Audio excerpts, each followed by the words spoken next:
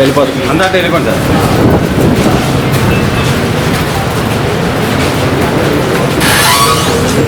Sir side రా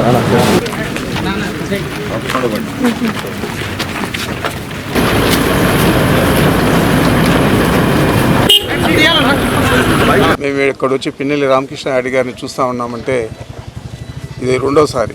అంతకుముందు ఒక మర్డర్ కేసు అన్నారు, అప్పుడు బెయిల్ వచ్చి బయట వచ్చారు.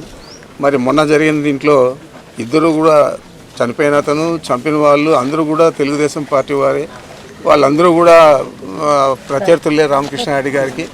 మరి అలాంటి వారందరూ కూడా చనిపోయిన అతని మీద చంపిన వాళ్ళ మీద కేసు పెట్టి అరెస్ట్ చేయాల్సింది పోనిచ్చి దాంట్లో కూడా రామకృష్ణ రెడ్డి గారిని ముద్దాయిగా చేశారు, వాళ్ళ తమ్ముడిని ఇద్దరిని కూడా. అంతకుముందు ఇన్సిడెంట్ జరిగిన వెంటనే అప్పుడు శ్రీనివాసరావు అని ఎస్పీ ఉన్నాడు, ఆ ఎస్పీ గారే చెప్పారు ఇది తెలుగుదేశం పార్టీ వారే ఒకరినొకరు చేసి వాళ్ళు కారుతో గుద్ది చంపేశారు అని చెప్పారు. అప్పుడెప్పుడు కూడా ఈయన ప్రస్తావన కానీ వాళ్ళ తమ్ముడి ప్రస్తావన కానీ రాలేదు. మరి ఈరోజు అక్రమంగా అరెస్ట్ చేసి 96 రోజులు అవుతాం, ఛార్జ్షీట్ కూడా వేసేశారు.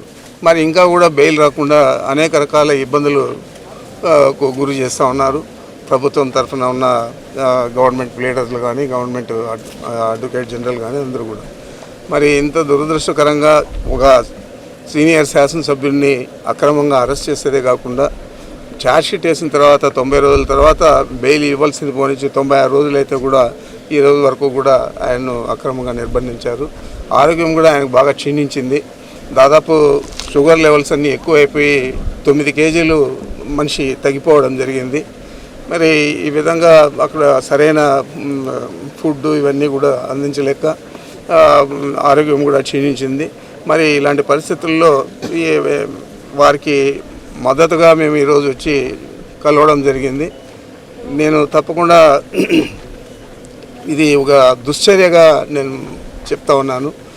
దీనికి తగిన ప్రతిఫలం చంద్రబాబు కానీ వాళ్ళ కుమారుడు కానీ అనుభవించక తప్పదని చెప్పి నేను కరాఖండిగా తెలియజేస్తా ఉన్నాను.